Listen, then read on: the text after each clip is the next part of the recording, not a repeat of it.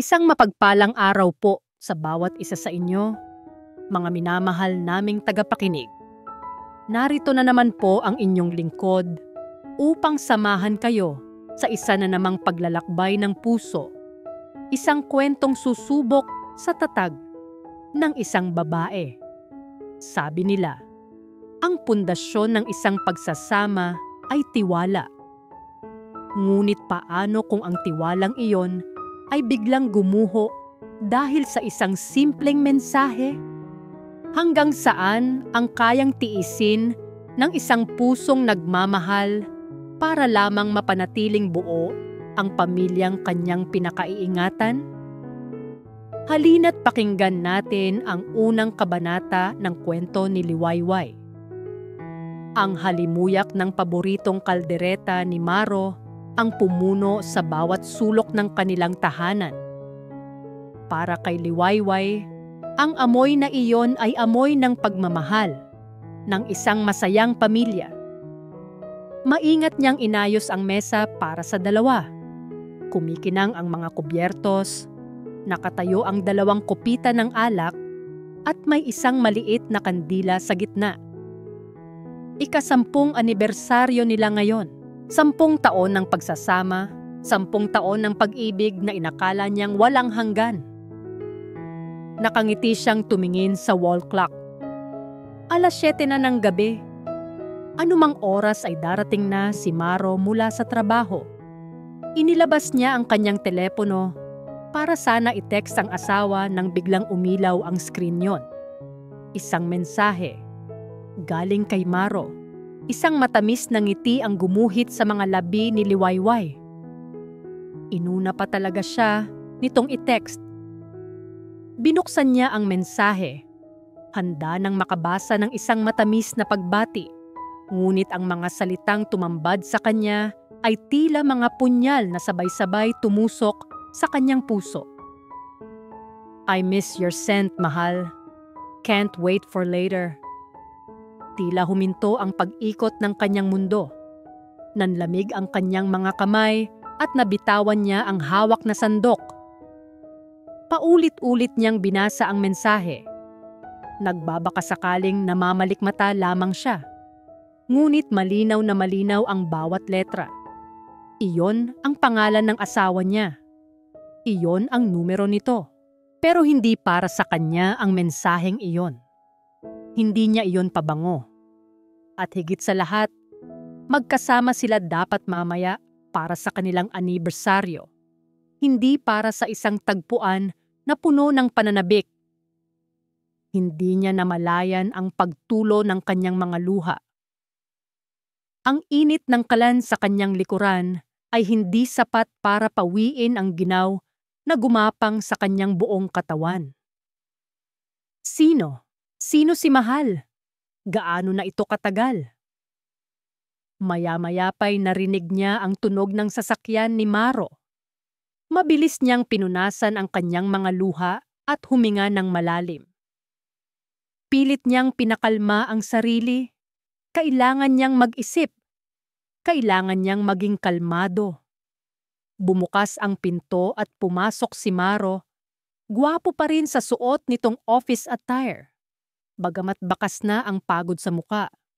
Ngumiti ito nang makita siya. Mahal, I'm home. Wow, ang bango naman yan. Bati nito, sabay lapit para sana siya halikan. Ngunit umiwas si Liwayway. Nagtaka si Maro sa inasal niya. May problema ba? Hindi sumagot si Liwayway. Sa halip, ipinakita niya ang telepono kung saan nakabukas ang mensahe nito. Nagbago ang ekspresyon sa mukha ni Maro. Mula sa pagtataka, naging pagkagulat at sandaling pagkataranta bago niya ito mabilis na tinakpan ng isang pilit na tawa. Ah, yan ba? Nako, mahal. Wrong send lang yan, pamtanen, sabi nito. Kinakamutang batok. Para dapat yan kay Berto, yung kasama ko sa opisina. Alam mo na biruan ng mga lalaki. Pinagtritripan namin yung bago niyang pabango. Tinitigan ni Liwayway ang asawa. Mata sa mata, hinahanap ang kahit katiting na bahid ng pagsisinungaling. Ngunit si Maro ay isang magaling na aktor. Ang mga mata nito ay puno ng sinseridad. Ang tawa nito ay halos kapanipaniwala. Huwag mo nang isipin yon, okay? Ang mahalaga, narito na ako. Happy anniversary, mahal. Inilabas nito ang isang maliit na kahon mula sa bulsa. Isang kwintas. Ngunit ang kaninang pananabik ni Liwayway ay napalitan na ng isang malaking pagdududa. Pilit siyang ngumiti. Salamat. Happy anniversary din. Hinayaan niyang isuot ni Maro ang kwintas sa kanyang leeg. Ngunit ang malamig na metal sa kanyang balat ay tila simbolo ng namumuong yelo sa kanyang puso. Ang hapunan na pinaghandaan niya ng buong pagmamahal ay lumipas na puno ng alanganing katahimikan. Si Maro ay masayang nagkukwento tungkol sa kanyang araw sa opisina, habang si Liwayway ay tumatango lamang, pilit na ngumungiti. Bawat subo niya ng kaldereta ay tila walang lasa. Nang gabing iyon, nagkunwari siyang natutulog ng mas maaga. Hinintay niyang marinig ang malalim at mahimbing na paghinga ni Maro. Dahan-dahan siyang bumangon, bawat kilos ay maingat. Pinipigilan ang sariling paghinga. Nilapitan niya ang coat ni Maro na nakasabit sa silya. Nanginginig ang mga kamay na kinuha niya ang wallet nito. Bumilis ang tibok ng kanyang puso. Pakiramdam niya ay isa siyang magnanakaw sa sarili niyang pamamahay. Binuksan niya ang wallet. Mga card, kaunting cash. Litrato nilang dalawa noong bago pa lang silang kasal. Halos maniwala na siyang nagkamali lang talaga siya ng hinala. Ngunit sa isang tagong bulsa, may isang papel na nakatupi. Resibo. Mula sa isang mamahaling restaurant, ang Villa Esmeralda, para sa 2 tao, at ang petsa. Ang petsa ay noong nakaraang linggo. Ang mismong araw na sinabi ni Marong, mag-o-overtime siya hanggang hating gabi. Hawak ang resibo, gumuho ang lahat ng natitirang pag-asa sa puso ni Liwayway. Hindi ito biruan. Hindi ito wrong send. Ito ang katotohanan. Isang malamig, matulis at napakasakit na katotohanan. Kinabukasan, ang sikat ng araw na tumatagos sa bintana ay tila nangungutya sa madilim na mundong ginagalawan ngayon ni Liwayway. Magdamag siyang hindi nakatulog. Bawat pag-ikot niya sa kama, ramdam niya ang bigat ng katotohanang nakatago sa pitaka ng kanyang asawa. Ang resibo ay nasa kanya ng palad. Lukot na sa paulit-ulit niyang pagtitig dito. Hindi niya kayang harapin si Maro. Nagdahilan siyang masama ang kanyang pakiramdam at nagpaiwan sa bahay. Ngunit ang totoong dahilan ay hindi niya na kayang magpanggap. Hindi niya kayang ngitian ang lalaking sa loob ng 10 taon ay pinagkatiwalaan niya ng buong puso. Nasa Kape Hiraya siya ngayon, ang maliit at komportableng coffee shop na pag-aari ng kanyang matalik na kaibigan. Nakaupo sa paborito nilang sulok, habang si Hiraya ay tahimik na nakikiramay sa kanyang harapan. Hindi ako makapaniwala, Hira. Basag na boses na sabi ni Liwayway, habang nakatingin sa kanyang kapeng hindi pa nababawasan. Isang maling text, isang resibo. Ganito lang ba kabilis gumuho ang lahat? Hinawakan ni Hiraya ang kanyang kamay. Ang init mula sa palad ng kaibigan ang tanging nagbibigay sa kanya ng lakas. Naniniwala ako sa iyo, Liway. Ang instinct ng isang babae, lalo na ng isang asawa, ay bihirang magkamali. Tinitigan siya nito ng diretso sa mata. Pero kailangan nating maging matalino. Huwag mo muna siyang kumprontahin. Kailangan natin ng mas matibay na ebidensya. Pero ano pang ebidensya ang kailangan ko?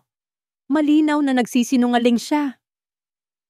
Oo, nagsisinungaling siya, pagsang-ayon ni Hiraya. Pero kapag hinarap mo siya ngayon, itatanggi niya lang ang lahat. Sasabihin niyang resibo lang yan. Gagamitin niya ang pagmamahal mo para palabasin na ikaw ang nag-iisip ng masama. Kilala natin si Maro. Magaling siyang magsalita. Tama si Hiraya. Kagabi pa lang, napatunayan na niya iyon. Ang husay ni Marong baliktarin ang sitwasyon. Nang gabing iyon, sinubukan ni Liwayway na maging normal. Ngunit ang kanyang mga kilos ay hindi maitago ang bigat sa kanyang dibdib. Habang naghahapunan, napansin ito ni Maro. Ang tahimik mo yata ngayon, mahal. Masama pa rin ba ang pakiramdam mo? Tanong nito. Pagod lang siguro. Maikling sagot ni Liwayway. Nagkaroon siya ng lakas ng loob na magtanong. Maro, madalas ka na bang mag-overtime ngayon? Napapansin ko lang. Tinigil ni Maro ang pagkain at tumingin sa kanya, bahagyang kumunot ang noo. Bakit mo naman naitanong? Dumarami lang talaga ang trabaho sa opisina. Para din naman sa atin, to, 'di ba? Para sa future natin. Ang boses nito ay kalmado, ngunit may diin. Naiintindihan ko naman. Nag-aalala lang ako sa kalusugan mo. Isang buntong hininga ang pinakawalan ni Maro. Isang tunog na tila puno ng pagkadismaya. Liway, wag mo na sanang dagdagan ang iniisip ko. Pagod na ako sa trabaho pag uwi ko dito. Ito pa ang aabutan ko. Masyado ka namang nagiging sensitive. Dahil lang ba yan sa text na yon? Sinabi ko na ngang biro lang yon. Para siyang sinampal sa mga salitang iyon.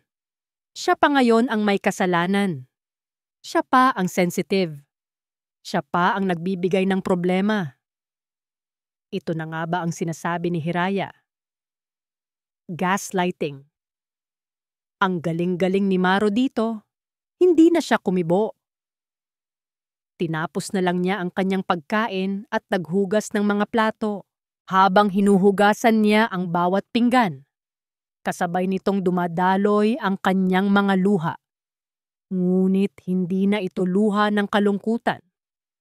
Ito ay luha ng namumuong galit at determinasyon. Kung ayaw ni Marong sabihin ang totoo, siya mismo ang hahanap ng paraan para malaman iyon. Kinagabihan, habang mahimbing na natutulog si Maro sa tabi niya, kinuha ni Liwayway ang kanyang laptop at dinala ito sa sala. Umupo siya sa dilim, ang tanging liwanag ay mula sa screen ng computer. Nanginginig ang kanyang mga daliri habang tinatype niya ang website ng isang social media platform. Gumawa siya ng isang bagong account, isang pekeng pangalan, isang pekeng profile picture na kinuha niya lang online. Pakiramdam niya ay isa siyang kriminal. Ang isang asawang dapat ay nagtitiwala ay heto ngayon. Nag-iimbestiga na parang isang espiya. Tama ba itong ginagawa ko? Tanong niya sa sarili. Ngunit sa pag-alala niya sa malamig na boses ni Maro at sa resibo mula sa Villa Esmeralda, nawala ang lahat ng kanyang pag-aalinlangan. Sinimulan niyang isearch ang pangalan ni Maro. Nakapublic ang profile nito. Mga litrato ng masayang mag-asawa, mga post tungkol sa trabaho, mga tagged photos kasama ang mga katrabaho. Sa unang tingin, ito ang profile ng isang perpektong asawa at empleyado. Ngunit nagpatuloy si Liwayway. Tiningnan niya ang bawat post, bawat komento, bawat like. At doon, Sa isang post ng isang business page, nakita niya ito. Isang promotional poster. Talavera Business Leaders Summit. Gaganapin sa isang mamahaling hotel sa darating na Sabado. At kabilang sa mga litrato ng mga key attendees ay ang nakangiting muka ni Maro De Leon. Isang business summit sa isang hotel. Sa araw ng Sabado. Isang kaganapan na hindi man lang nabanggit sa kanya ni Maro. At sa isip ni Liwayway, malinaw na ang lugar na iyon ang magiging susunod na yugto ng kanyang paghahanap sa katotohanan. Ang bawat hakbang ni Liwayway papasok sa grand lobby ng hotel ay tila may bigat na 1 tonelada. Nakasuot siya ng isang simpleng bestida, malaking salamin sa mata, at isang alampay na bahagyang tumatakip sa kanyang mukha. Isang estranghero sa sarili niyang kwento.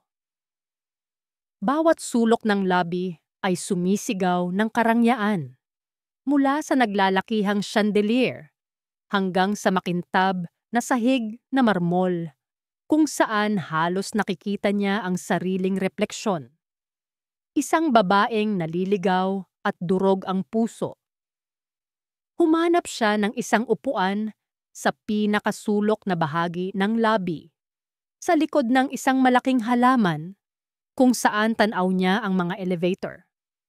Dito, nagmistulas siyang anino, isang tahimik na tagamasid. Ang bawat pintig ng kanyang puso ay isang malakas na dagundong sa kanyang dibdib. Isang kabang hindi mapigilan. Ano ang inaasahan niyang makita? Isang kumpirmasyon? O isang patunay na mali ang lahat ng kanyang hinala? Parehong nakakatakot. Lumipas ang halos 1 oras. Ang bawat taong dumadaan ay kanyang sinusuri. Bawat lalaking naka-business suit ay nagpapatindig ng kanyang balahibo. Paulit-ulit niyang sinasabi sa sarili na baka mali siya.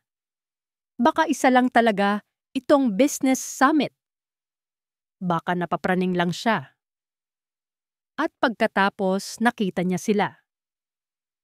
Sabay silang pumasok mula sa main entrance.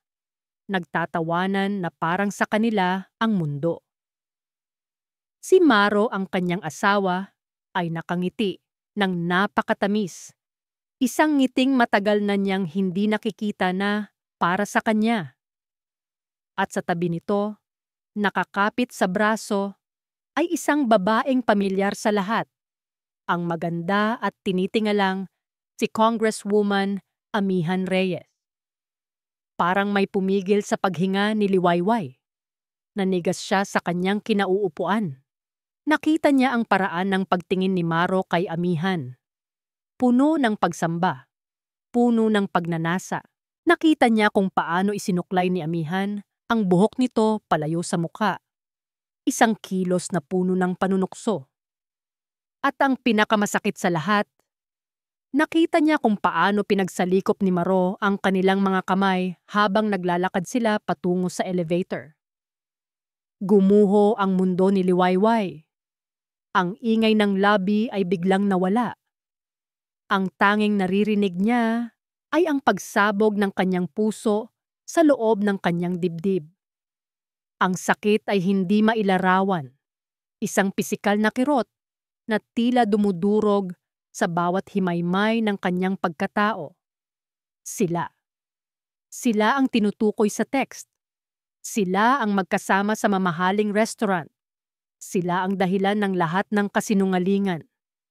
Wala sa sariling napatayo si Liwayway. Balak na umalis. Tumakbo palayo sa lugar na iyon. Ngunit ang kanyang mga paa ay tila nakapako sa sahig. Nasundan na lamang ng kanyang mga mata ang pagpasok ng dalawa sa elevator. Ang pagsara ng pinto nito ay tila pagsara na rin ng pinto sa kanilang 10 taong pagsasama. Nang mga sandaling iyon, sa gitna ng kanyang pagkawasak, isang bagay ang pumukaw sa kanyang pansin. Sa kabilang banda ng lobby, malapit sa fountain, May isang lalaking nakatayo rin na parang estatwa. Nakatingin din ito sa direksyon ng mga elevator. Ang tindig nito ay matika. Ngunit ang ekspresyon sa mukha nito, kahit sa malayo, ay salamin ng sarili niyang nararamdaman. Isang halo ng hindi makapaniwalang sakit at matinding pagkadurog. Nagtagpo ang kanilang mga mata. Sa isang iglap, sa gitna ng maraming tao, nagkaroon sila ng koneksyon. Isang koneksyon na isinilang mula sa iisang sugat, sa iisang pagtataksil. Nakita niya sa mga mata nito ang parehong pait, ang parehong pagkalito na nararamdaman niya. Si Liwayway ang unang umiwas ng tingin, nahihiya sa sarili, sa sitwasyon. Aalis na sana siya nang makita niyang nagsimula itong maglakad. Papalapit sa kanya. Bawat hakbang nito ay kalmado at tiyak. Huminto ito sa kanyang harapan. "Miss," mahinang sabi ng lalaki. Ang boses nito ay malalim at bahagyang paos. "Okay ka lang ba?" Hindi makasagot si Liwayway. Tumingala lang siya dito. Ang mga luha ay nagbabadyang tumulo mula sa kanyang mga mata. Nakita ng lalaki ang sagot sa kanyang pananahimik. Isang malungkot na ngiti ang gumuhit sa labi nito. "Ako si Sinag," pagpapakilala nito. "Asawa ako ng babaeng kasama ng asawa mo." Tuluyan nang bumagsak ang mga luhang kanina, papinipigilan ni Liwayway. Hindi nagsalita si Sinag. Hinayaan lang niya itong umiyak. Nang bahagya na itong kumalma, muli itong nagsalita at ang mga salita nito ay tila isang lubid na inihagis sa isang taong nalulunod. "Gusto mo bang malaman ang katotohanan?" Napatingin si Liwayway. Naguguluhan. "Anong ibig mong sabihin?" "Matagal na akong naghihinala." Pagpapatuloy ni Sinag, ang tingin ay diretso at puno ng determinasyon. "Hindi lang ito simpleng relasyon. May iba pa. May mga hawak akong schedule at ilang financial documents ni Amihan na maaaring makatulong sa atin." Ang kape hiraya, na karaniwang kanlungan ni Liwayway, ay tila naging isang silid investigasyon. Ang amoy ng bagong timplang kape ay nahaluan ng tensyon at ng bigat ng mga pusong sinugatan. Magkaharap sila ni Sinag sa isang mesa sa pinakasulok ng kapihan, malayo sa mata ng ibang mga customer. Sa pagitan nila ay isang brown envelope na dala-dala ng lalaki. Ilang minuto silang binalot ng katahimikan. Parehong hindi alam kung saan magsisimula. Paano nga ba sisimulan ang isang usapan tungkol sa pagkawasak ng mundong sabay nilang ginagalawan? Si Liwayway ang unang bumasag sa katahimikan. "Salamat sa pagpunta," mahina niyang sabi. Ang mga mata ay nakatuon sa kanyang mga kamay na magkasalikop sa ibabaw ng mesa. Tumango si Sinag. "Wala tayong dapat ipagpasalamat sa isa't isa. Magkatulad lang tayo ng bangkang sinasakyan." May pait sa boses nito, ngunit mayroon ding kakaibang kalma. "Paano mo nalaman?" Huminga ng malalim si Liwayway at ikinuwento ang lahat. Ang maling text message noong kanilang anibersaryo, ang palusot ni Maro, ang resibong nakita niya sa pitaka nito at ang paggawa niya ng pekeng account para lang masundan ang kanyang asawa. Habang nagsasalita, naramdaman niyang gumaan ng bahagya ang kanyang dibdib. Sa wakas, may isang taong nakikinig na hindi siya huhusgahan, na hindi magsasabing sensitive lang siya. Isang taong nakakaintindi dahil pareho sila ng nararamdaman. Nang matapos si Liwayway, si Sinag naman ang nagsalita. Ang kwento nito ay hindi kasing dramatiko, ngunit puno ng maliliit na kirot na naipon sa paglipas ng panahon. Matagal nang nanlalamig sa akin si amihan.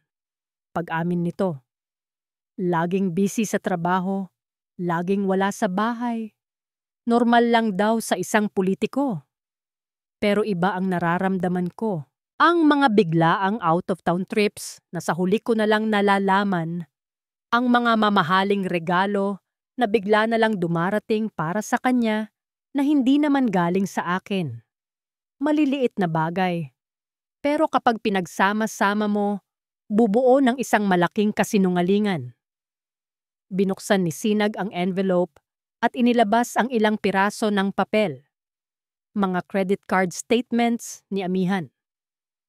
Kumuha ako ng kopya para lang gumaan ang loob ko, para patunayan sa sarili kong mali ako. Inilatag niya ang mga ito sa mesa. Pero lalo lang akong nagduda. Itinuro niya ang mga naka-highlight na transaksyon. Mga bayarin sa mga 5-star hotel, mamahaling alahas, pati na rin mga flight tickets. Dinampot ni Liwayway ang isang papel. Tinitigan niya ang mga petsa. Ang kanyang mga mata ay nanlaki. Teka, sabi niya. Ang boses ay nanginginig. Itong petsa na to, ito yung sinabi sa akin ni Maro na may biglaan siyang business trip sa Cebu. Pero ang nakalagay dito, isang hotel sa Palawan. Kinuha niya ang isa pang statement. At ito yung linggo na sinabi niyang may trangkaso siya at kailangan niyang magpahinga sa bahay ng magulang niya. Pero may charge dito para sa isang couples massage sa isang spa. Bawat petsa, bawat transaksyon ay tila isang sampal sa kanyang mukha. Ang bawat kasinungalingan ni Maro ay nakahanay sa bawat gastos ni amihan. Isang perpektong tugma. Isang perpektong pagtataksil. Hindi lang ito simpleng affair, Liwayway. Seryosong sabi ni Sinag na ngayon ay tinawag na siya sa kanyang pangalan. Masyadong malaki ang ginagastos ni amihan. Masyadong madalas. May iba pa rito at yun ang kailangan nating alamin. Sa mga sandaling iyon, ang lungkot sa puso ni Liwayway ay unti-unting nahaluan ng galit. Ang babaeng umiiyak kanina sa hotel ay napalitan ng isang babaeng uhaw sa katotohanan. Tumingin siya kay Sinag. Nakita niya sa mga mata nito ang parehong determinasyon. Ano ang plano mo? Tanong ni Liwayway. Kailangan natin ng ebidensyang hindi nila maitatanggi. Sagot ni Sinag. Ako, may access ako sa mga dokumento niya. Ikaw, mas kilala mo si Maro. Ang kanyang mga kilos, ang kanyang mga kahinaan. Kung magtutulungan tayo, malalaman natin ang lahat. Tumango si Liwayway. Wala nang atrasan. Sige, gawin natin to.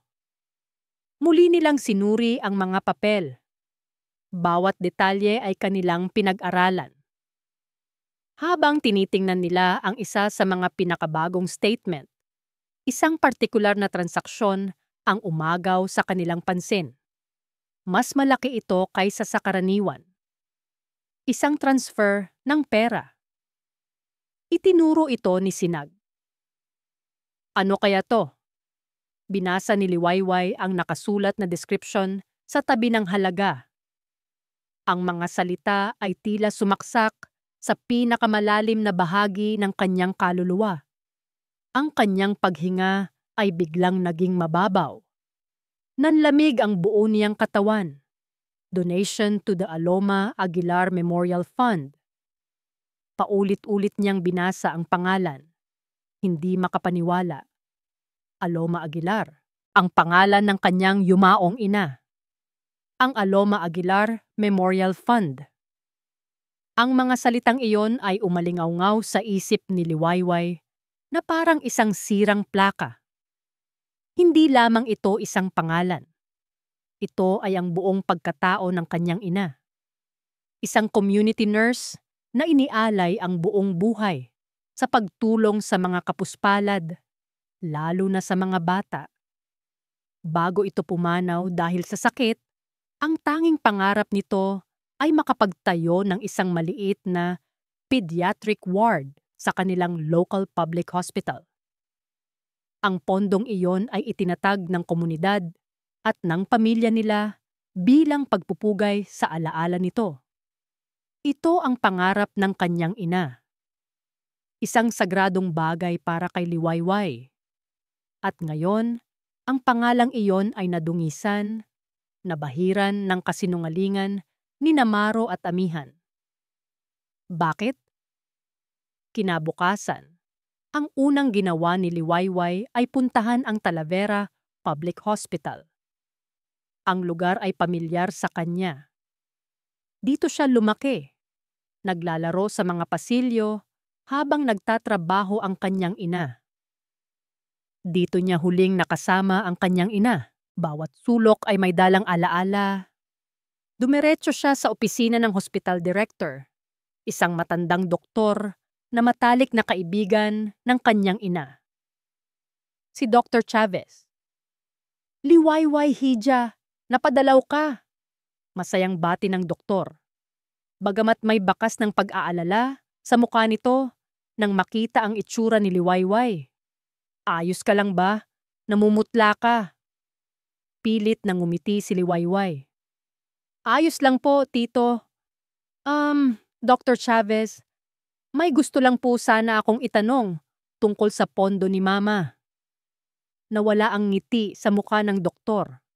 Bumuntong hininga ito at umupo sa kanyang silya. Maupo ka, Hija! Sumunod si Liwayway. Ang bigat sa kanyang dibdib ay lalong tumindi. Kumusta na po ang pondo? Naisip ko lang pong bisitahin. Ang totoo, Liwayway. Panimula ni Dr. Chavez. Umiiwas ng tingin. Medyo may problema. Ang mga donasyon na inaasahan natin nitong mga nakaraang buwan ay hindi pumapasok. Nakakatanggap kami ng mga abiso na may mga nag-donate. Pero kapag sinusuri namin ang bank account ng pondo, wala namang pumapasok na ganoong kalaking halaga. Ano pong ibig niyong sabihin? Tanong ni Liwayway. Kahit alam na niya sa kanyang puso ang sagot.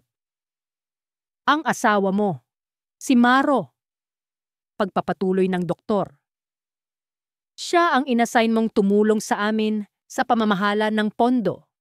Diba? Bilang financial expert. Sabi niya, may ginawa siyang mas epektibong sistema para mapabilis ang pagpasok ng pera. Isang holding account daw muna bago i-transfer sa main account ng ospital para mas mamonitor. Pero nitong huli, lagi niyang sinasabi na may mga technical issues daw sa bangko kaya nade-delay ang transfers. Parang bombang sumabog sa pandinig ni Liwayway ang mga sinabi ng doktor. Isang holding account. Isang sistema. Ang galit sa kanyang puso ay parang kumukulong asido. Tinutupok ang lahat ng natitirang pagmamahal para kay Maro. Hindi na ito simpleng pambababae. Ito ay pagnanakaw. Pagnanakaw sa pangarap ng kanyang ina. Pagnanakaw sa kinabukasan ng mga batang may sakit. Nagpaalam siya kay Dr. Chavez. Nangangakong siya na ang bahalang umalam kung ano ang nangyayari. Paglabas niya ng ospital, nanginginig ang buong katawan niya. Agad niyang tinawagan si Hiraya.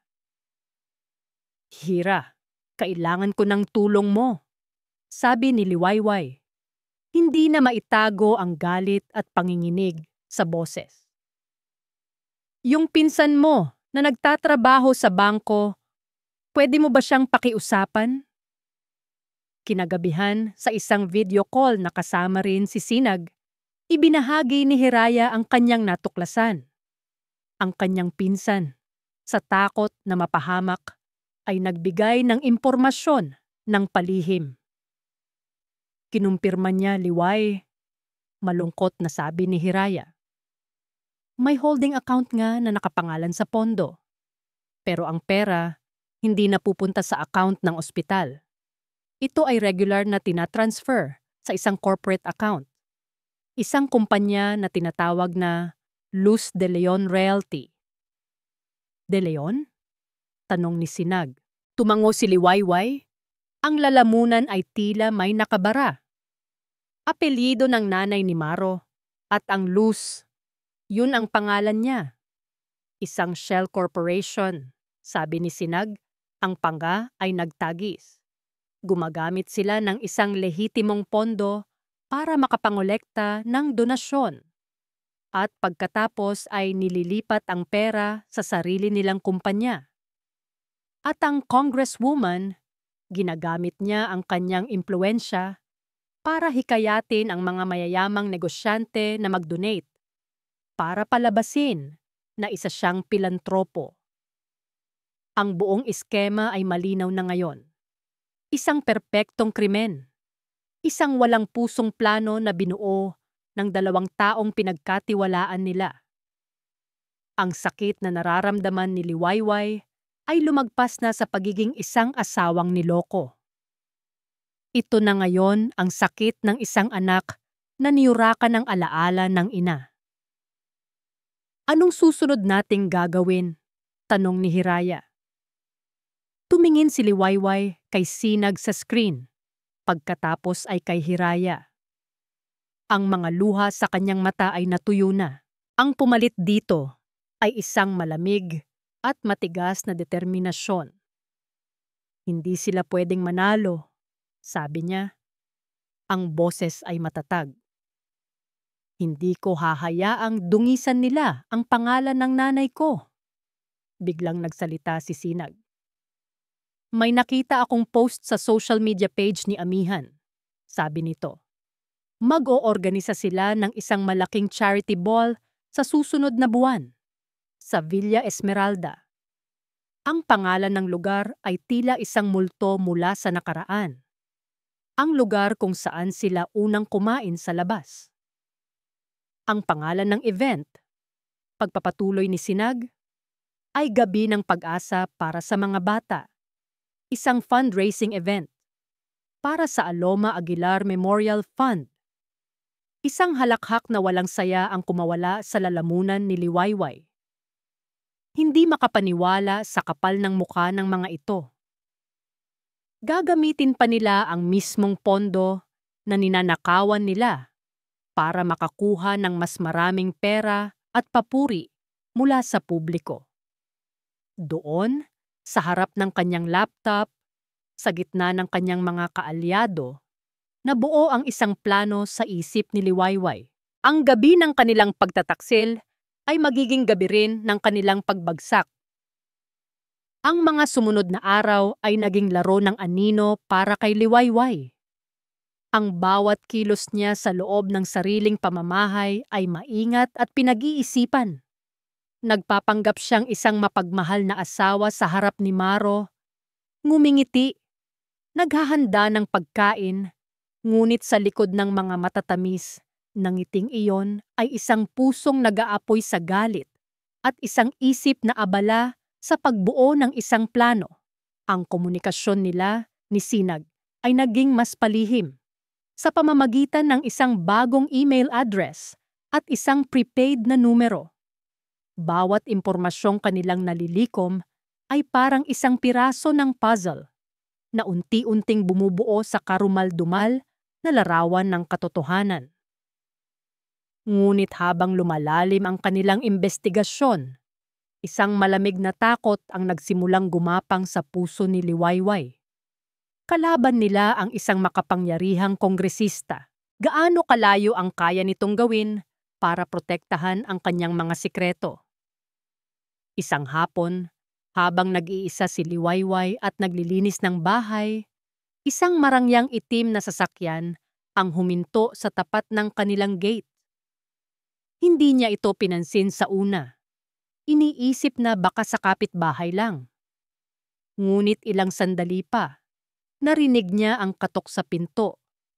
Hindi malakas, ngunit may bigat at awtoridad. Nagtaka siya. Hindi siya nag-e-expect ng bisita. Sumilip siya sa bintana at ang kanyang dugo ay tila nagyelo. Nakatayo sa labas ng kanyang pinto, nakangiti na parang isang matagal ng kaibigan, ay si Congresswoman Amihan Reyes.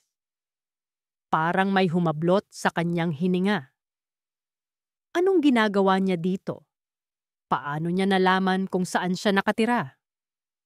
Sa isang iglap, bumalik ang lahat ng kanyang takot. Ngunit pilit niyang pinatatag ang kanyang sarili. Huminga siya ng malalim bago buksan ang pinto. Congresswoman Reyes, bati niya. Pilit na pinapakalma ang kanyang boses. Please, call me Amy. Call me... At ikaw si Liwayway. Tama ba? Ang ngiti ni Amihan ay perpekto, ngunit ang mga mata nito ay malamig at mapanuri. Tila sinusuri nito ang bawat sulok ng kanyang pagkatao. Napadaan lang ako sa inyong lugar. May meeting ako dito malapit. Naisip ko, bakit hindi ko daanan ang asawa ng mahusay na si Maro? Walang nagawa si Liwayway, kundi ang patuluyin ito. Pasok po kayo. Pasensya na po sa abala. Hindi po ako nakapaghanda. Nonsense! Ang ganda ng bahay ninyo, sabi ni Amihan habang inililibot ang tingin sa sala. Simple pero masinop. Kitang-kita ang alaga ng isang mabuting may bahay. Bawat salita ay tila isang papuri, ngunit para sa pandinig ni Liwayway, ito ay isang insulto. Gusto niyo po ba ng tsaa o kape? Alok niya. Tsaa na lang, iha. Salamat. Habang nasa kusina si Liwayway, nanginginig ang kanyang mga kamay habang naglalagay ng tubig sa takure. Naririnig niya ang mga yabag ni Amihan sa sala. Tila isang leon na sinusuri ang kanyang teritoryo. Nang bumalik siya, dala ang tsaa. Nakaupo na si Amihan sa sofa. Nakadekwatro, puno ng kumpiyansa. Salamat, sabi nito sabay kuha sa tasa. Alam mo, Liwayway, napakaswerte mo kay Maro. Napakatalino at napakasipag. Malayo ang mararating niya. Tumango lang si Liwayway. At ang swerte din ng asawa ko ni Sinag, biglang sabi ni Amihan. Ang mga mata ay diretso na ngayong nakatitig sa kanya. Pero nitong mga nakaraang araw, napapansin kong tila may gumugulo sa isip niya. Palagi siyang wala, palaging may kausap sa telepono. May ideya ka ba kung bakit? Tumigil sa pagtibok ang puso ni Liwayway.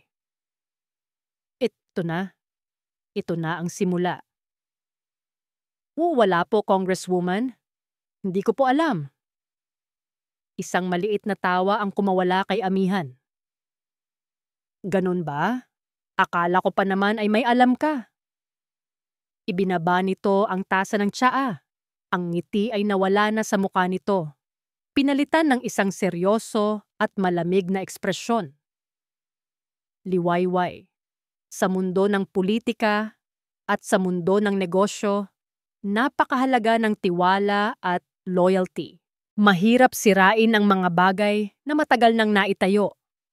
At kung may susubok na sirain ang mga iyon, kadalasan, sila ang nasisira. Ang banta ay malinaw, kahit hindi ito direktang sinabi. Napadaan din ako kanina sa isang maliit na coffee shop diyan sa kanto. Pagpapatuloy ni Amihan, na ngayon ay pinupulot muli ang kanyang bag. Kape Hiraya, di ba? Ang ganda ng pangalan, ang ganda ng lugar. Pero alam mo, sa panahon ngayon, napakahirap magpatakbo ng isang maliit na negosyo. Isang maling reklamo lang tungkol sa health permit, isang maliit na problema lang sa business license, at lahat ng pinaghirapan ay pwedeng mawala na parang bula. Iyon ang pinakamatinding dagok. Hindi na lang siya ang tinatakot nito, kundi pati na rin si Hiraya. Ang kanyang matalik na kaibigan.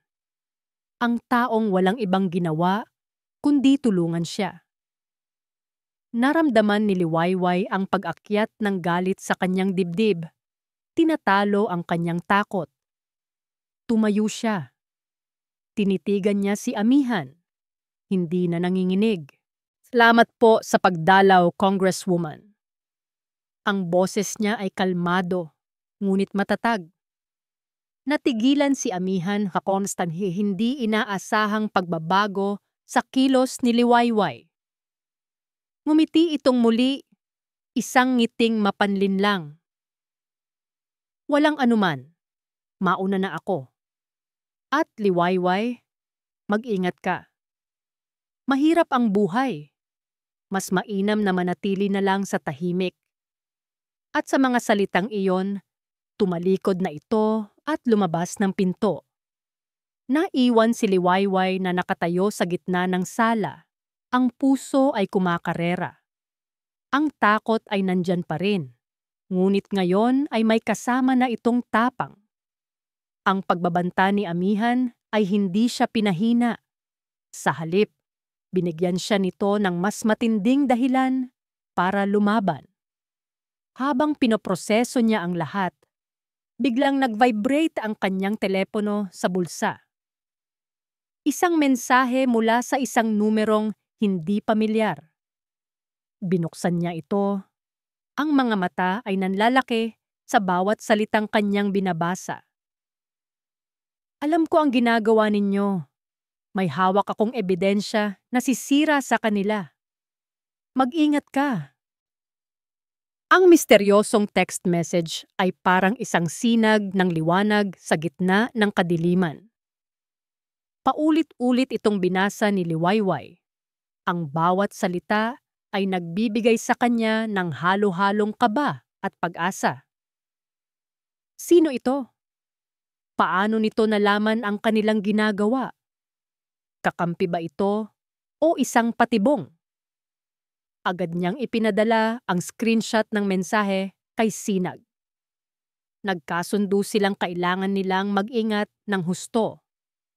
Ang sumunod na mensahe ay mas nagpabigat sa tensyon. Mga instruksyon para sa isang tagpuan. Basement parking ng Talavera Mall, 9 p.m. Isang silver na kotse, plate number XYZ112. Bukas ang pinto sa likod. Pumasok kayo. Ang mensahe ay para sa kanilang dalawa. 9:00 ng gabi, ang basement parking ng mall ay halos walang tao at malagim. Ang tanging maririnig ay ang ugong ng ventilation system at ang sabay na yabag ni Liwayway at Sinag na umaaling-aungaw sa semento. Bawat anino ay tila isang panganib. Mahigpit ang hawak ni Liwayway sa kanyang bag. Habang si Sinag naman ay alerto ang mga mata sa paligid. Sa wakas, natanaw nila ang silver na kotse sa dulo ng pasilyo. Nakaparada sa isang madilim na bahagi. Walang tao sa driver's seat. Dahan-dahan silang lumapit. Huminto sila sa tapat ng pinto sa likod. Nagkatinginan sila ni Sinag. Isang huling pag-aalangan bago tumango. Binuksan ni Liwayway ang pinto. Pumasok sila sa loob at mabilis na isinara ito. Sa loob ng kotse, isang babae ang nakaupo sa driver's seat. Nakatalikod sa kanila at nakasuot ng hoodie. Hindi nila maaninag ang mukha nito. Salamat sa pagpunta, sabi ng babae. Ang boses ay mahina at halatang ninenerbiyos. At sa pagtitiwala. Sino ka? Diretsong tanong ni Sinag. Dahan-dahang humarap ang babae. Bata pa ito. Marahil ay nasa mid-20s. At bakas sa mukha nito ang takot at pagod. Ako si Melissa. Dati akong executive assistant ni Congresswoman Reyes. Nagulat sina Liwayway at Sinag.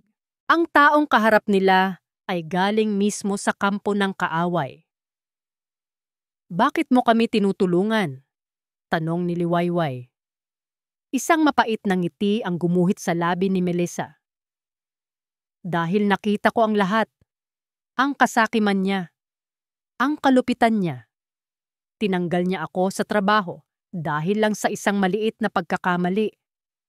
Pero ang totoo, natatakot siyang marami na akong nalalaman. Sinubukan niyang siraan ang pangalan ko para wala nang tumanggap sa akin na ibang kumpanya. Ginawa niyang miserable ang buhay ko. Huminga ito ng malalim. Nakita ko kung paano niya gamitin ang mga tao. Nakita ko ang mga palihim na pag-uusap nila ng asawa mo, Jing Alan Aguilar. Narinig ko ang mga plano nila para sa Aloma Aguilar Memorial Fund. Hindi ko na kaya ng konsensya ko. Mula sa kanyang bag, inilabas ni Melissa ang isang maliit na bagay, isang itim na USB flash drive, at iniabot ito kay Liwayway. Nandyan ang lahat. Nanginginig na kinuha ni Liwayway ang USB. Ito na ba ang sagot sa lahat? Mga kopya ng email, mga recording ng tawag sa telepono, mga bank transfer records, lahat ng makakapagpatunay sa pagnanakaw na ginagawa nila. Paliwanag ni Melissa. Nag-iwan ako ng kopya para sa sarili ko bago ako umalis. Bilang insurance. Ngayon, sa inyo na yan. Gamitin nyo para mabigyan ng hustisya ang lahat ng niloko niya. Hindi mo alam kung gaano kalaking tulong ito. Taos-pusong sabi ni Liwayway. Mag-ingat kayo, babala ni Melissa. Ang mga mata ay puno ng pag-aalala. Hindi nyo kilala kung gaano siya kadelikado. Kailangan ko nang umalis bago pa may makakita sa atin. Sa mga salitang iyon, pinaandar na niya ang makina ng kotse. Mabilis na bumaba sina Liwayway at Sinag. Pinanood nila ang pagharurot palayo ng silver na kotse hanggang sa mawala ito sa dilim. Dala-dala ang pag-asang hindi nila inaasahan. Walang nagsalita sa kanila habang pabalik sa sasakyan ni Sinag. Ang bigat ng hawak ni Liwayway na USB ay tila naglalaman ng kanilang kinabukasan. Pagdating sa bahay ni Liwayway, matapos siguraduhing hindi pa uuwi si Maro, agad nilang binuksan ang laptop. Ang katahimikan sa sala ay halos nakakabingi. Bawat isa ay nakatutok sa maliit na device sa kamay ni Liwayway. Isinaksak niya ang USB sa port. Nag-pop up sa screen ang drive. Isang folder lang ang laman. Ngunit nang subukan nilang buksan ito, isang dialog box ang lumabas. Password required. Nagkatinginan sila. Nag-type si Liwayway ng mga posibleng password. Pangalan ni Amihan, pangalan ni Maro, pangalan ng pondo. Lahat mali. Warning: 2 attempts remaining before data is permanently erased.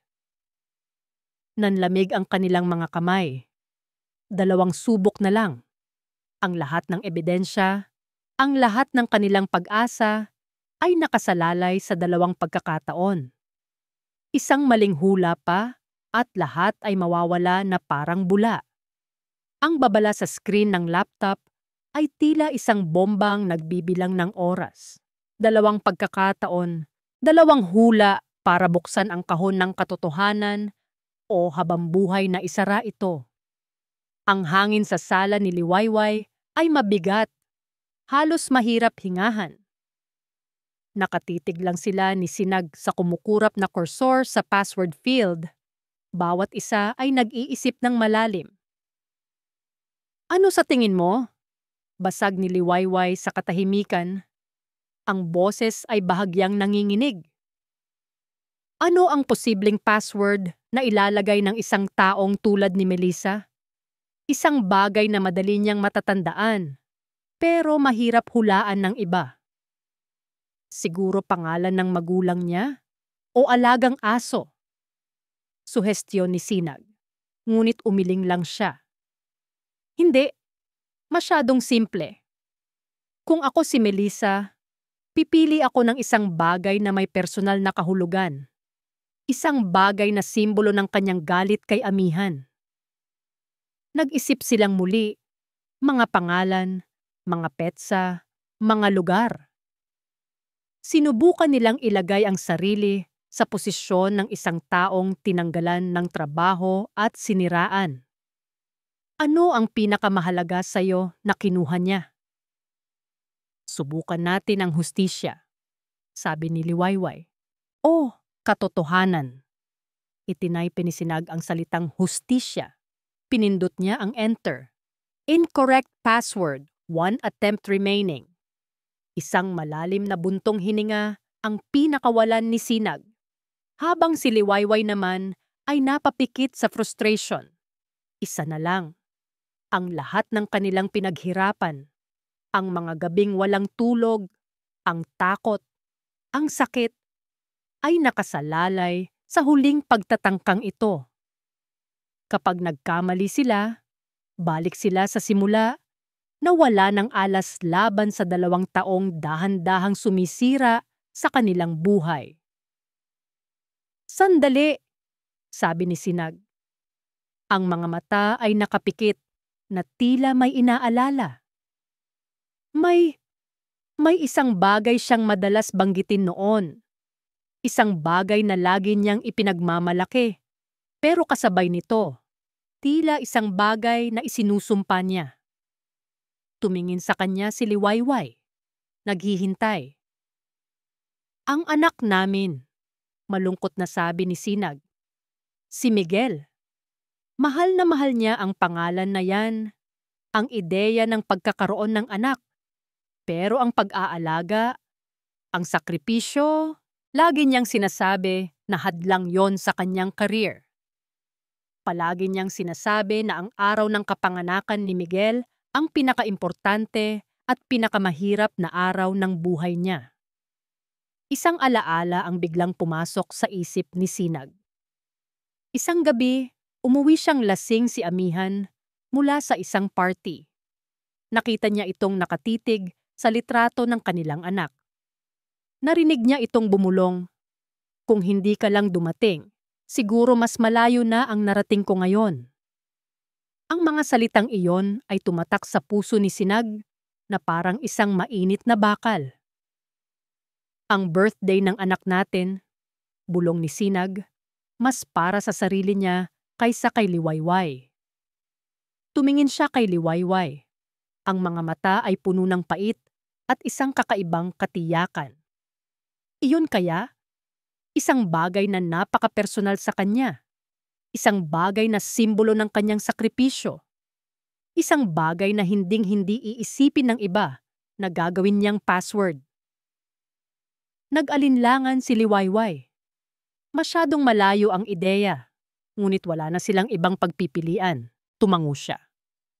Dahan-dahan itinipe ni Sinag ang petsa ng kapanganakan ng sarili niyang anak gamit ang format na MMDDYY. Bawat numerong kanyang pinipindot ay may kasamang bigat.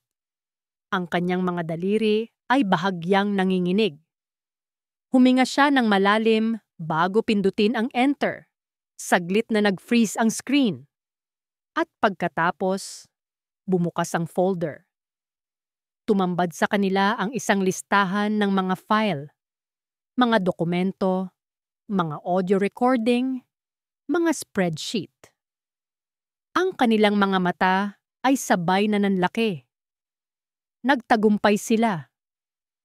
Ang pakiramdam ay hindi purong saya, kundi isang mabigat na kaluwagan.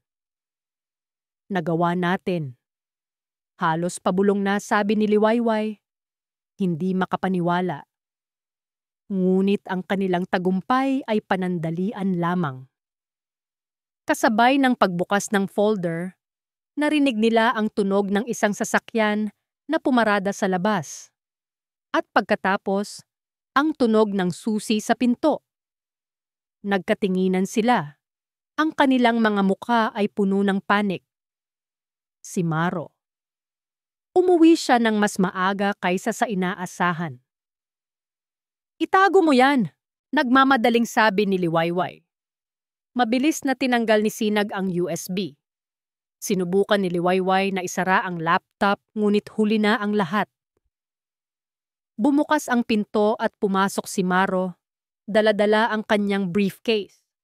Ang ngiti sa kanyang muka ay agad na nawala nang makita niya si Sinag na nakaupo sa kanilang sala, katabi ng kanyang asawa sa harap ng isang bukas na laptop. Ang mga mata ni Maro ay lumipat mula kay Liwayway, patungo kay Sinag, at pagkatapos ay sa screen ng laptop kung saan nakabukas pa rin ang isang spreadsheet na may titulong AAMF Fund Transfers. Ang kanyang mukha ay nagbago mula sa pagkagulat, naging pag-aalala, at sa isang iglap, naging purong galit. Anong ibig sabihin nito, Liwayway? Tanong niya. Ang boses ay mababa at puno ng pagbabanta. Anong ginagawa ng lalaking yan dito sa pamamahay ko? Ang katahimikan sa sala ay nabasag ng galit ni Maro. Ang kanyang mukha, na dati laging maamo at mapagmahal sa paningin ni Liwayway, ay nagmistulang maskara ng isang demonyo. Ang mga mata nito ay nag-aapoy habang nakatitig sa kanila ni Sinag. "Hindi ka sasagot, Liwayway?" Sigaw niya. Ang bawat salita ay tumatalsik na parang lason. "Anong kalokohan ito? Nagpapasok ka ng ibang lalaki sa bahay ko habang wala ako? At ano yang tinitingnan ninyo?" Bago pa man makasagot si Liwayway, mabilis na lumapit si Maro sa mesa. Isang marahas na kilos ang ginawa nito. Hinablot niya ang laptop. Sinubukang pigilan ni Sinag, ngunit mas mabilis si Maro. Sa isang iglap, inihagis ni Maro ang laptop sa sahig. Ang tunog ng nabasag na screen at nabaling plastic ay umaling-aungaw sa buong kabahayan, kasabay ng pagsigaw ni Liwayway. Ang lahat ng ebidensya, ang lahat ng kanilang pinaghirapan. "Maro, anong ginawa mo?" Umiiyak na sigaw ni Liwayway. Ngunit hindi pa tapos si Maro. Nakita niya ang USB na hawak pa rin ni Sinag. Sinugod niya ito. "Akin na yan." Nagsimula ang isang marahas na pag-aagawan. Itinulak ni Maro si Sinag na natumba sa sahig. Nahulog ang USB mula sa kamay nito at gumulong sa ilalim ng sofa. Si Liwayway ay sumugod para mamagitan, ngunit marahan siyang itinulak ni Maro palayo, sapat lang para mawalan siya ng balanse at mapaupo sa sahig. "Tama na!" Pagmamakaawa niya. Ang mga luha ay walang tigil sa pag-agos. Ngunit si Maro ay tila bingi. Hinanap niya ang USB sa ilalim ng sofa at nang makuha ito, walang pag-aalinlangang inapakan niya ito ng buong lakas. Ang tunog ng pagkadurog ng maliit na device ay ang tunog din ng pagkadurog ng puso ni Liwayway. Nang matapos, tumayo si Maro ng tuwid, hinihingal, ngunit may ngiti ng tagumpay sa kanyang mga labi. Tumingin siya kay Liwayway na nakaupo sa sahig, umiiyak at talunan. "Akala mo matalino ka, no?" Mapang-uyam niyang sabi. "Akala mo maloloko mo ako? Matagal ko nang alam na may ginagawa kang kalokohan. Akala mo hindi ko napapansin ang mga kilos mo? Ang mga palihim mong pag-alis?" Lumuhod siya sa harap ni Liwayway. Ang mukha niya ay ilang pulgada na lang ang layo. Ang dating pagmamahal sa kanyang mga mata ay napalitan ng purong pagkasuklam. "Tapos na ang laro, Liwayway. Talo ka na. Ano ang ebidensya mo ngayon? Isang basag na laptop? Isang durog na USB? Sino ang maniniwala sa'yo? Isang desperada at selosang asawa laban sa isang respetadong negosyante at isang makapangyarihang kongresista? Bawat salita ay isang punyal na bumaon ng malalim sa puso ni Liwayway. Aalis na ako sa bahay na to. Pagpapatuloy niya, habang tumatayo at inaayos ang kanyang damit. At sisiguraduhin kong wala kang makukuha sa akin sa annulment. Wala. Dahil sisirain kita. Ipapakita ko sa lahat kung gaano kakabaliw. Tumingin siya kay Sinag, na dahan-dahang tumatayo mula sa sahig. At ikaw, sabi ni Maro, lumayas ka sa pamamahay ko bago pa kita idemanda ng trespassing. Kinuha ni Maro ang kanyang briefcase at bago tuluyang lumabas ng pinto, humarap siyang muli kay Liwayway. Oo nga pala, para malinaw sa'yo. Totoo ang lahat. Ako at si Amihan. At wala ka nang magagawa para pigilan kami. At sa huling mga salitang iyon, isinara niya ang pinto ng malakas. Iniwan si Liwayway sa gitna ng mga piraso ng kanilang nasirang buhay. Naiwan si Liwayway na nakaupo sa sahig, sa gitna ng mga basag na piraso ng laptop. Ang kanyang pag-iyak ay hindi na mahinang hikbi, kundi isang malakas at desperadong hagulgol. Ang sakit, ang galit, ang pagkabigo, lahat ay nagsama-sama sa isang malaking alon ng kawalan ng pag-asa. Nawala na ang lahat, ang kanilang ebidensya, ang kanilang alas. Wala na. Lumapit si Sinag at umupo sa tabi niya. Inilagay nito ang kamay sa kanyang balikat, isang tahimik na pagdamay. Liwayway! Umiling lang si Liwayway, hindi makapagsalita. Ang tanging nagawa niya ay yumuko at pulutin ang isang piraso ng basag na screen. Ang refleksyon niya rito ay basag din. Tulad ng kanyang puso, tulad ng kanyang pag-asa. Sa gitna ng kanyang pagtangis, biglang nagring ang kanyang telepono. Nanginginig niyang kinuha ito mula sa kanyang bulsa. Si Hiraya. Sa una, ayaw niya itong sagutin. Anong sasabihin niya? Na nabigo sila? Ngunit mapilit ang pagring. Sa wakas, sinagot niya ito. Ang boses ay halos hindi marinig. Hello? Liway, nasaan ka? Ayos ka lang ba? Tanong ni Hiraya. Bakas ang pag-aalala. Hira, wala na. Humagulgol si Liwayway. Sinira niya ang lahat. Ang laptop, ang USB, wala na lahat. Isang sandaling katahimikan ang sumunod sa kabilang linya. Inaasahan na ni Liwayway ang isang buntong hininga ng pagkadismaya. Ngunit ang sinabi ni Hiraya ay isang bagay na hindi niya inaasahan. Isang bagay na nagpatigil sa kanyang pag-iyak. Anong sinasabi mong wala na? Tanong ni Hiraya. Ang boses ay kalmado.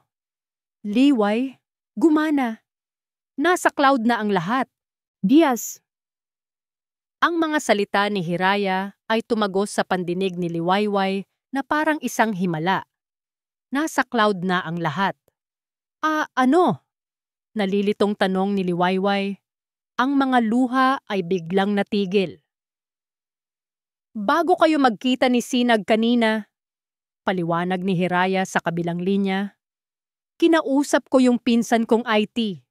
Naalala mo? Tinuruan niya ako kung paano mag-install ng isang simpleng program sa laptop mo. Isang auto-syncing software. Habang nakasaksak ang USB at binubuksan ninyo ang mga files, lahat ng yon ay automatic na ina-upload sa isang secure cloud storage. Ginawa ko yon para lang sigurado tayo, just in case. Nabitawan ni Liwayway ang hawak na piraso ng basag na laptop. Tumingin siya kay Sinag. na nakarinig sa usapan nila mula sa loudspeaker. Ang desperasyon sa kanilang mga mata ay dahan-dahang napalitan ng hindi makapaniwalang pagkamangha at pagkatapos ng isang nag-aalab na pag-asa. Hindi nawala ang lahat. Ang akala ni Maro ay tagumpay ay isa palang pagkakamali. Ang kanyang marahas na kilos ang lalo lang nagpatibay sa kaso laban sa kanya. "Hira, henyo ka," sabi ni Liwayway. Isang tunay na ngiti ang unang sumilay sa kanyang mga labi pagkatapos ng mahabang panahon. "Utang ko sa'yo ang buhay ko." Kinabukasan, ang tahanan ni Liwayway na kagabi lang ay naging saksi sa kanyang pagkawasak ay naging isang war room. Siya, si Sinag, at si Hiraya ay magkakasama, nakapalibot sa laptop ni Hiraya.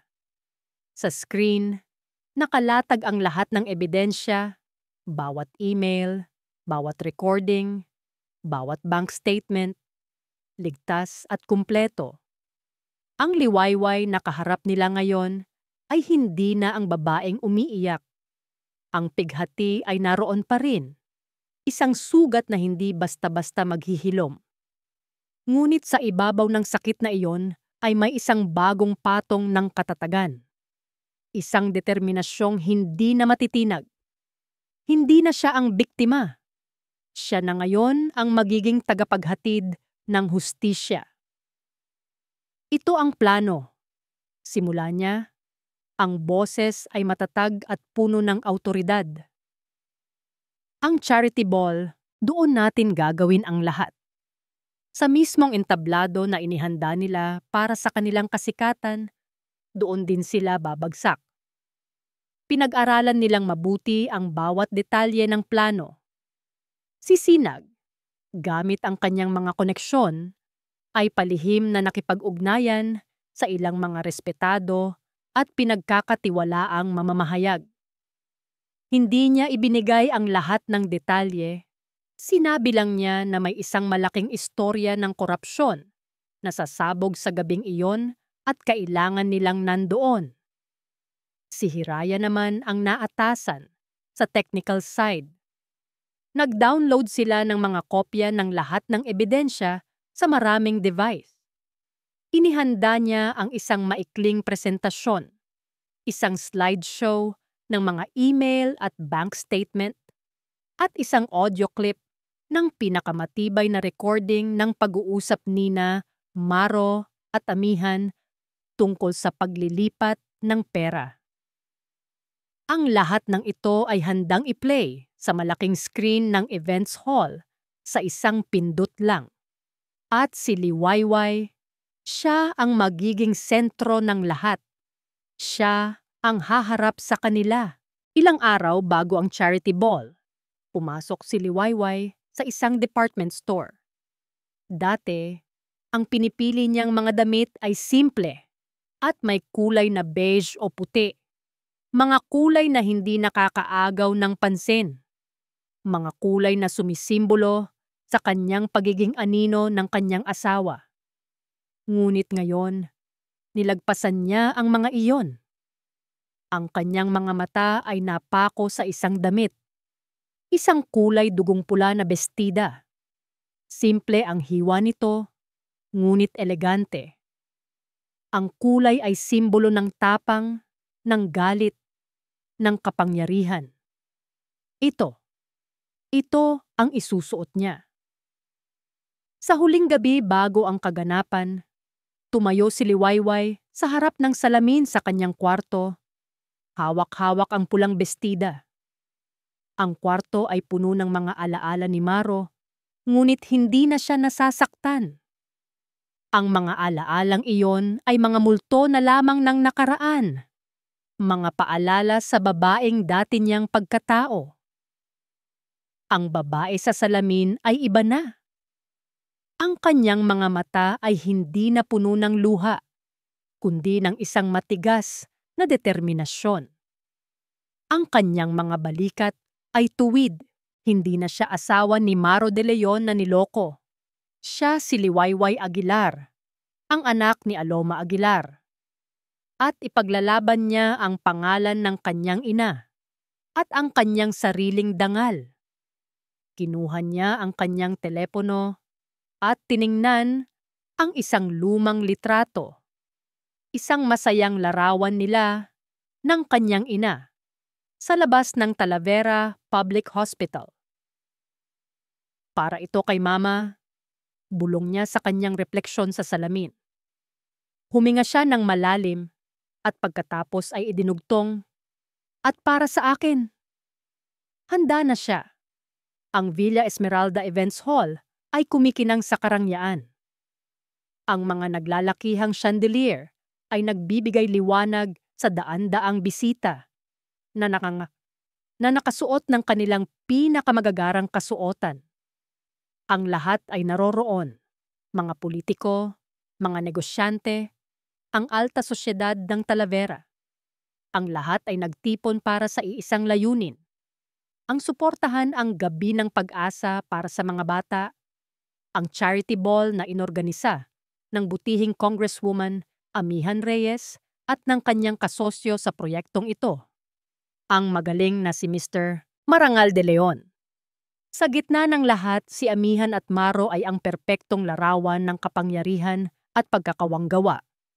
Si Amihan, sa kanyang makinang na silver gown, ay abala sa pagbati sa mga bisita. Ang ngiti ay hindi nawawala sa kanyang mga labi. Si Maro naman, sa kanyang mamahaling tuksedo, ay laging nasa tabi nito, ang hitsura ng isang matagumpay at mapagmahal na partner. Ang kanilang relasyon ay isang open secret, at ang gabing ito, ang tila kanilang formal na pagpapakilala sa publiko bilang isang power couple. Nang makita nila si Liwayway na papasok sa hall, sandali silang nagkatinginan. Ang ekspresyon nila ay may bahid ng pagtataka at pagmamaliit. Nakatayo si Liwayway malapit sa pinto, suot ang kanyang pulang bestida. Isang isla ng pula sa dagat ng mga itim at silver. Tila isang paalala ng isang nakaraang hindi nila inaasahang susulpot sa gabi ng kanilang tagumpay. Ngumisi si Maro at bumulong kay Amihan. Hayaan mo siya. Gusto niyang manood ng sarili niyang pagkatalo. At ipinagpatuloy nila ang kanilang pag-arte. Kalmado si Liwayway. Hinanap ng kanyang mga mata si Hiraya, na nakapwesto malapit sa technical booth, at si Sinag, na tahimik na nakatayo kasama ang mga inimbitahang mamamahayag sa isang sulok. Isang tango mula sa kanilang dalawa ang nagbigay sa kanya ng huling lakas ng loob na kailangan niya. Nagsimula ang programa. Mga talumpati, mga papuri, mga palakpakan. Si Amihan at Maro ay umakyat sa entablado. Nagpasalamat sa lahat ng dumalo at nagbigay ng isang madamdaming kwento tungkol sa kahalagahan ng pagtulong sa mga batang may sakit, sa ngalan ng yumaong si Aloma Aguilar. Ang paghipokrito ay halos nakakasuka. At pagkatapos dumating ang sandaling hinihintay ni Liwayway. At ngayon, sabi ng MC, tinatawagan po natin sa entablado ang isa sa mga major sponsor ng gabing ito at ang asawa ng isa sa mga utak ng proyektong ito. Palakpakan po natin. Yuringao Liwayway Aguilar de Leon. Isang alon ng bulungan ang gumapang sa buong hall. Nagulat si Maro. Hindi ito kasama sa programa. Ngunit bago pa man siya makakilos, si Liwayway ay mahinahon nang naglalakad paakyat sa entablado. Ang kanyang pulang bestida ay tila apoy na gumagalaw. Kinuha niya ang mikropono. Ang kanyang mga mata ay hindi tumitingin sa mga manonood, kundi diretso kina Maro at Amihan na na nakatayo sa gilid ng entablado. Ang kanilang mga mukha ay puno ng pagkalito. Magandang gabi po sa inyong lahat. Panimula ni Liwayway. Ang kanyang boses ay malinaw at matatag. Umaalingaw-ngaw sa bawat sulok ng hall. Maraming salamat sa inyong pagdalo ngayong gabi para suportahan ang isang layuning napakalapit sa aking puso, ang Aloma Aguilar Memorial Fund na ipinangalan sa aking ina. Ngumiti siya, isang ngiting hindi umabot sa kanyang mga mata. Ang aking ina ay nagturo sa akin ng isang mahalagang aral.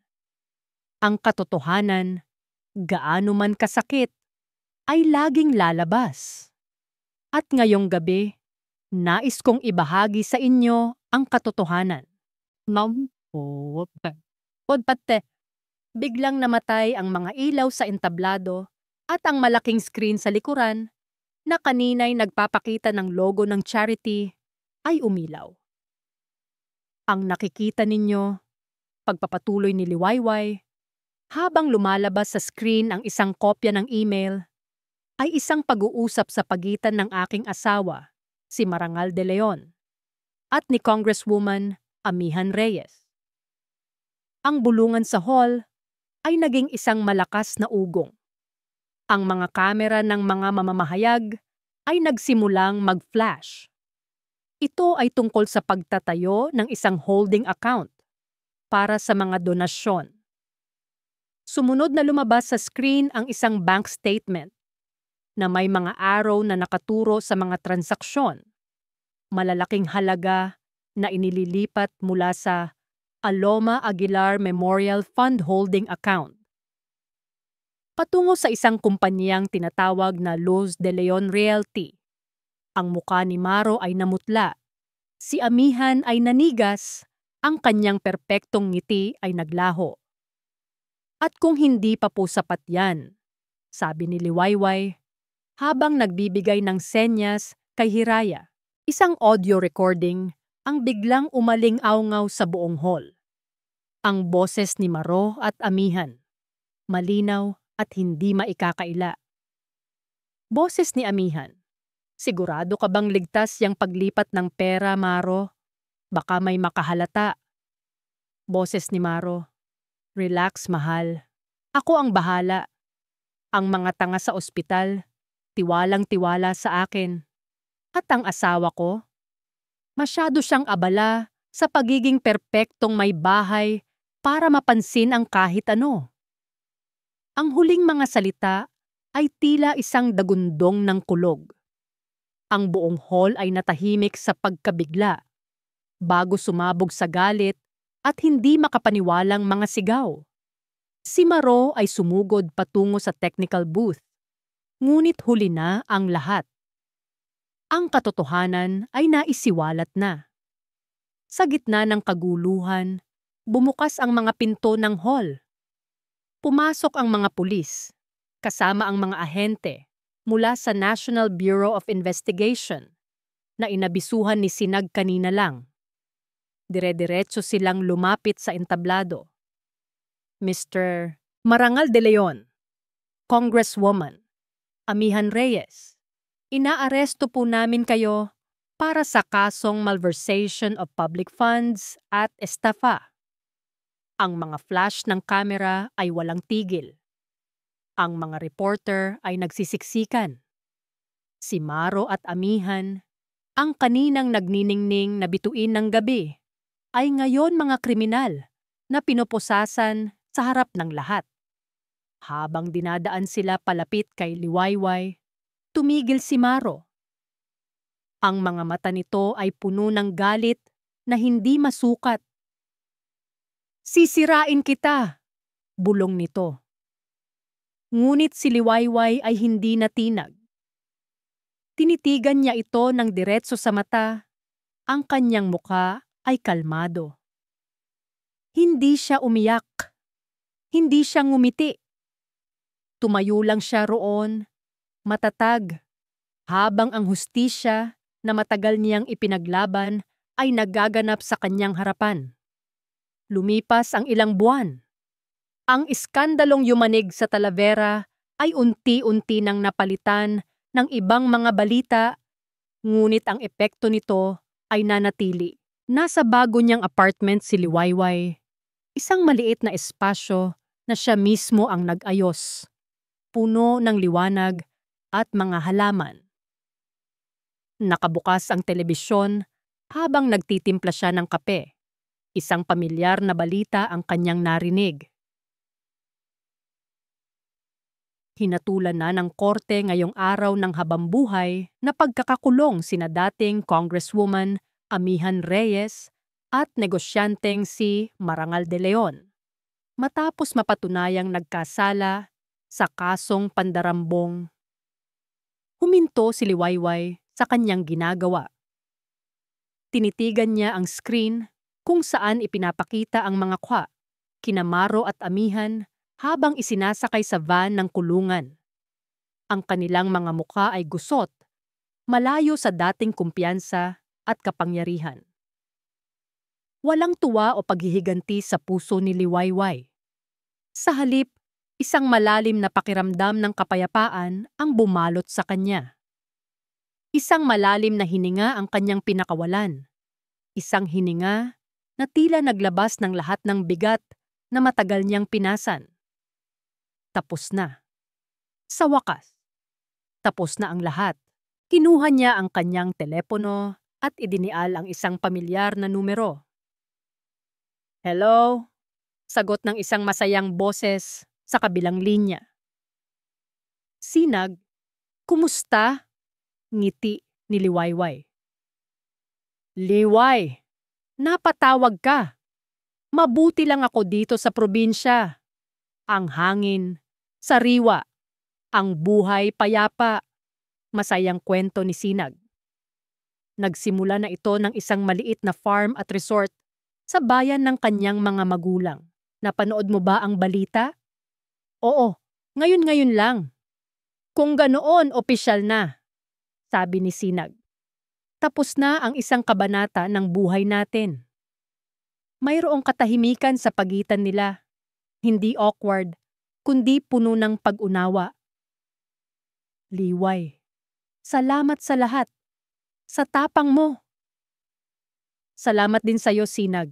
Sa tiwala mo. Hindi ko to magagawa kung wala ka. Mag-iingat ka lagi dyan, ha? At kapag gusto mong magbakasyon, bukas ang pinto ng resort ko para sa'yo." "Salamat. Ikaw din dyan," sabi ni Liwayway bago magpaalam. Ang kanilang ugnayan, na nagsimula sa pait ng pagtataksil, ay naging isang tunay at matatag na pagkakaibigan. Kinabukasan, Linggo ng umaga, nagtungo si Liwayway sa sementeryo. Sa kanyang kamay ay may dala siyang isang tangkay ng puting rosas.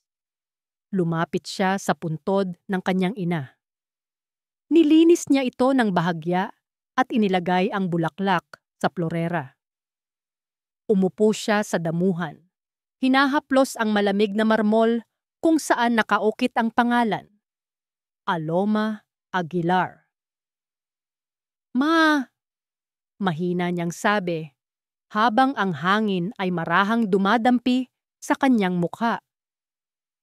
"Nagtagumpay po tayo. Ang pangarap niyo para sa mga bata, matutuloy na.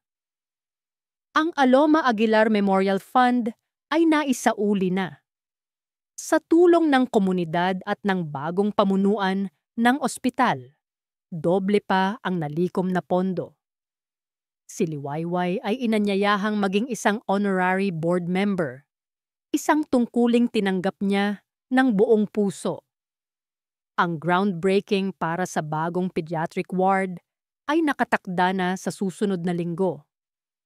Pagkatapos ng ilang oras, nagpaalam na siya. Ngunit hindi siya umuwi. Nagtungo siya sa isang lugar na madalas na niyang binibisita, sa Talavera Public Hospital. Pero hindi sa loob ng gusali. Naglakad siya papunta sa isang bakanteng lote sa likuran nito, kung saan nagsisimula na ang mga construction worker na ihanda ang pundasyon. Tumayo siya roon, sa gitna ng lupaing malapit ng katuparan ng pangarap ng kanyang ina. Ang araw ay nagsisimula ng sumikat sa silangan. Ang langit ay nag-aagaw ang kulay dilim at kahel, isang perpektong larawan ng pag-asa. Pinanood niya ang dahan-dahang pag-angat ng araw. Ang bawat sinag nito na tumatama sa kanyang balat ay tila pumapawi sa mga huling bakas ng sakit ng nakaraan. Nakatayo siyang mag-isa, ngunit hindi na siya nag-iisa. Ang kanyang puso ay buo. Ang kanyang kaluluwa ay malaya. Ito na ang bagong umaga. Ito na ang kanyang bagong liwayway. At dito po nagtatapos ang kwento ni Liwayway. Isang kwentong nagpatunay na ang katotohanan, gaano man ito kasakit, ang siyang tanging daan tungo sa tunay na kalayaan at paghilom.